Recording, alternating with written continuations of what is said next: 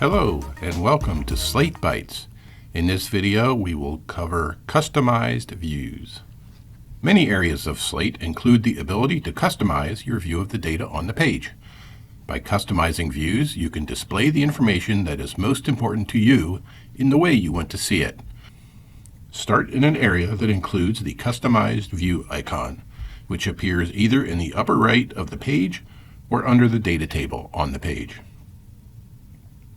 Views use the features provided with our query tool. Use exports to select the data points that will be rendered as columns. You can use the original default export names, or you can modify the name of the column.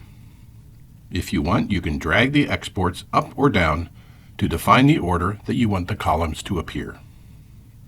You can also change the width of each column by entering a value in pixels or in a percentage of the page width.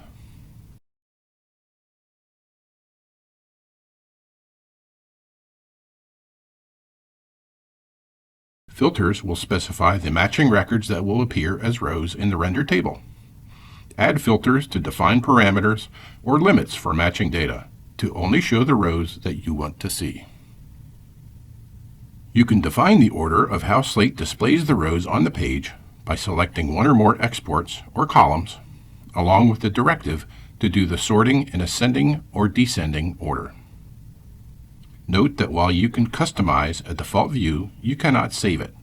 To do that, you must first create a copy of the default view and give it a unique name.